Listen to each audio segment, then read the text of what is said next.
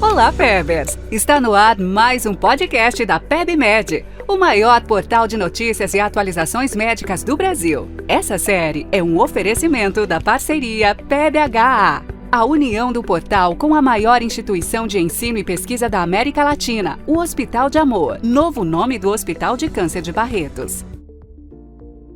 Olá, Pebers! Aqui quem fala com vocês é Marcelo Gobo, médico de família e comunidade, editor médico do portal e curador da parceria PBHA, a união entre o maior portal de notícias médicas do Brasil e a maior instituição de ensino e pesquisa da América Latina, o Hospital de Amor Barretos. E hoje nós vamos conversar sobre um tema bastante interessante. A gente vai falar sobre repercussões neonatais, desfechos neonatais para crianças que nasceram de mães positivas para o SARS-CoV-2, o novo coronavírus. Pesquisadores suecos realizaram uma grande pesquisa em relação a isso e os resultados foram publicados no último dia 29 de abril no JAMA. E você, sabe se há implicações em relação à infecção pelo SARS-CoV-2 durante a gestação para a criança? Há implicações neonatais disso? A gente vai responder isso para você daqui a pouco, quando você já estiver inscrito no canal e deixado seu comentário do quanto você quer saber sobre esse assunto. Então, a gente precisa primeiro lembrar da relevância desse tema. Os estudos que foram realizados na época da epidemia do H1N1 apontaram para a gente uma grande preocupação em relação aos desfechos neonatais.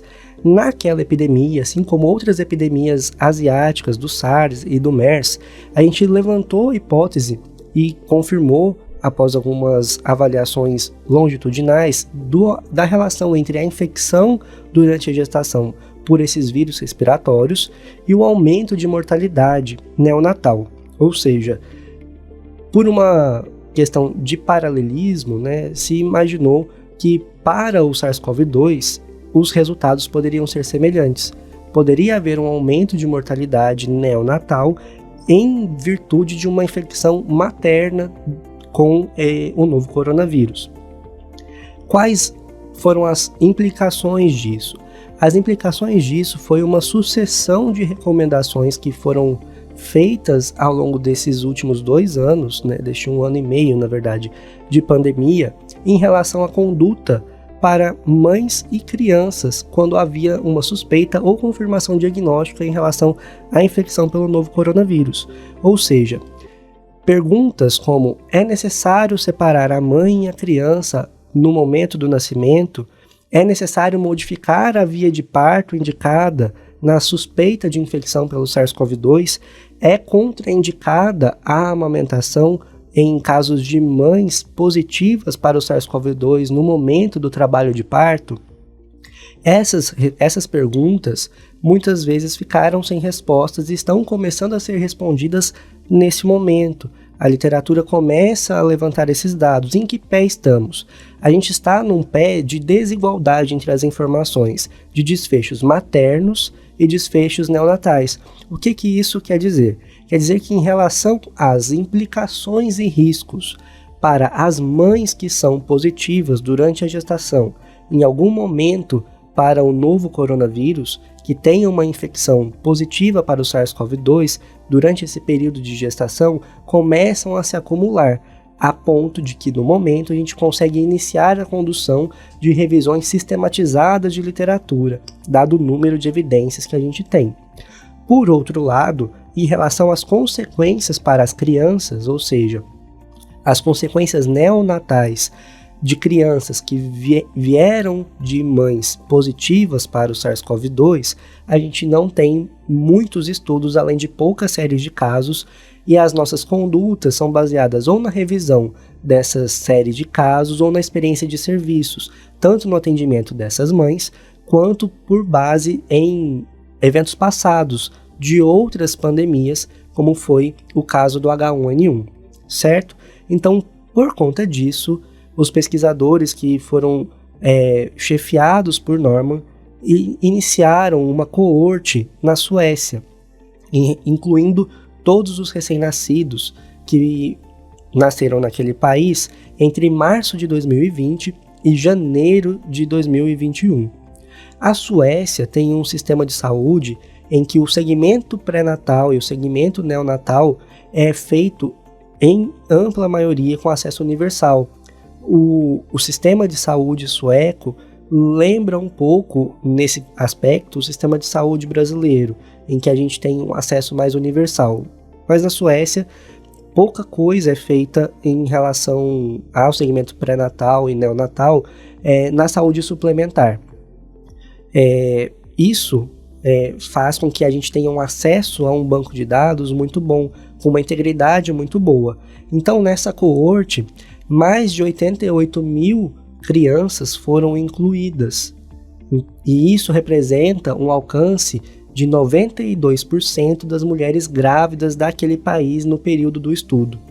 O que implicou em uma perda de 8%? 4 dos hospitais que eram responsáveis por indicar e por enviar os dados para o Sistema Nacional de Saúde não enviaram os dados. A partir do momento em que a primeira mulher teve um parto, um trabalho de parto, estando positiva para o SARS-CoV-2 lá na Suécia, houve um rigoroso protocolo que foi adotado durante esse período e está adotado até hoje com algumas modificações no país, e isso gerou um controle, um rigor, uma pureza de dados muito interessante para se fazer análises estatísticas observacionais exploratórias, como as que a gente vai discutir aqui. Então, quais eram as orientações obstétricas que foram vigentes durante o período do estudo para todas as mães que foram incluídas nesse trabalho e que ainda mantém-se em vigência nesse país. Então, a via de parto de uma mãe positiva para o SARS-CoV-2, seja no momento do parto ou durante a gestação, vai ser a via obstétrica necessária diante das condições daquele parto. Ou seja, não é necessária uma modificação da via de parto em razão de uma infecção ou de uma suspeita de infecção pelo SARS-CoV-2 no protocolo sueco. Além disso, a orientação em relação à separação entre o binômio mãe-bebê na Suécia, durante o período de vigência do estudo e atualmente, a recomendação era de que não fosse feita essa separação. Além disso, a Suécia adotou um protocolo de testagem de todos os bebês que nasceram nesse período.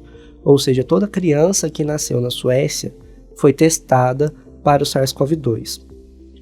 Além disso, eles estimularam o aleitamento materno, não recomendaram drogas antivirais em casos suspeitos e tinham um critério padrão em relação aos casos suspeitos e não suspeitos para alta hospitalar, que não diferia do que era executado anteriormente ao momento de pandemia. Ou seja, o critério de alta hospitalar não foi modificado. Essas considerações são importantes para a gente poder entender os dados encontrados nesse estudo e poder fazer comparação com outros estudos, certo? E quais foram os achados? A gente precisa entender o critério de exposição. Para eles, foi considerado um caso de exposição neonatal ao coronavírus, uma criança que foi considerada positiva para o estudo, né, um caso de exposição, quando a mãe foi testada positiva para o SARS-CoV-2, o novo coronavírus, desde o momento da concepção até uma semana após o parto.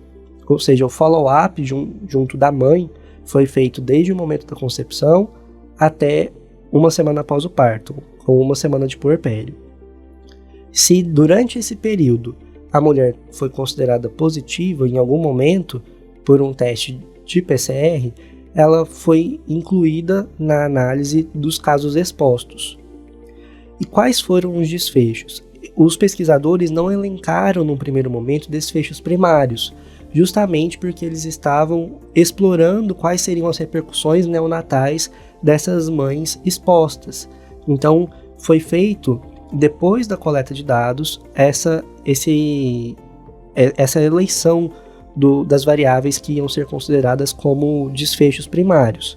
E aí, entre os desfechos que foram considerados, estavam a necessidade de ressuscitação neonatal, a necessidade de internação em unidade de terapia intensiva, as condições neurológicas, desordens respiratórias até o 28º dia de vida, desordens circulatórias, doenças gastrointestinais, infecções ou uso de antibiótico, problemas metabólicos e hematológicos, a mortalidade intra-hospitalar, o tempo de internação e a condição de aleitamento materno na alta. Além disso, foi considerado como um desfecho a infecção pelo SARS-CoV-2, tanto no período neonatal precoce, até o 7º dia de vida, quanto no período neonatal tardio, até o 28º, e no período pós-neonatal. Também eles consideraram para as mulheres que estavam ainda dentro do follow-up do estudo.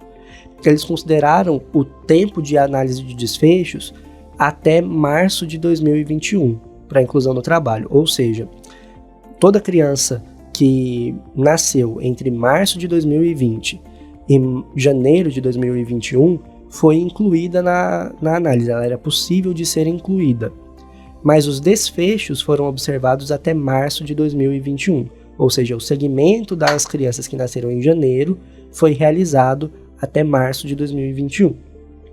Cada caso que veio de uma mãe positiva foi pareado com outros 4 casos controle.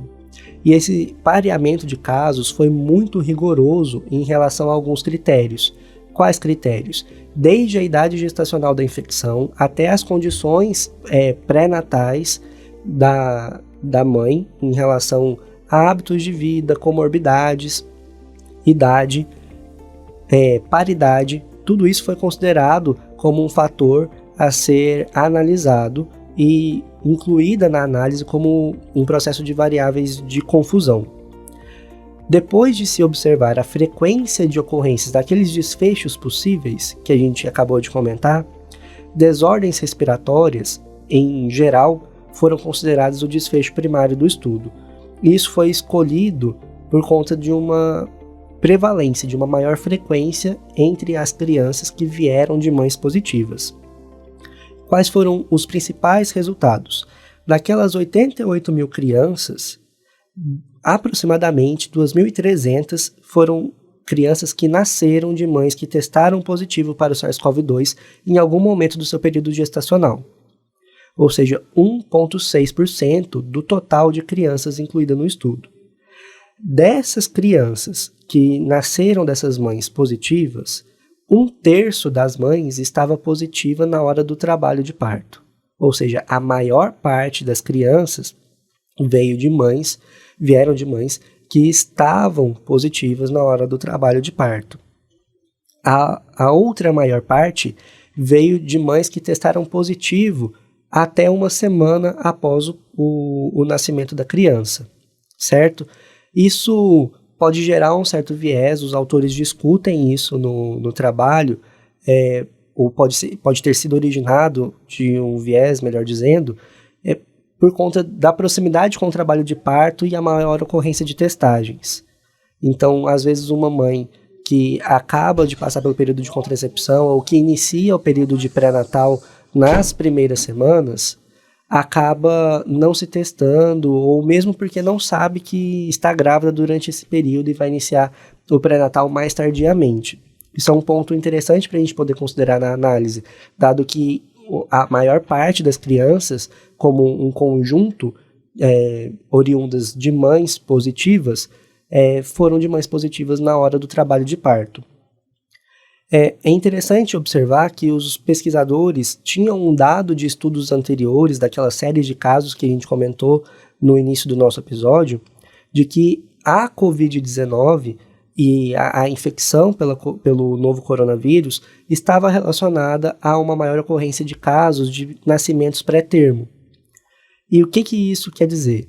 Os pesquisadores, nesse estudo, também encontraram esse mesmo achado, mas relacionaram o principal desfecho primário do estudo, que era uma maior chance de ocorrência de desordens respiratórias nas crianças que vieram de mães positivas, a esse fator modificador, que é a variável de nascimento pré-termo.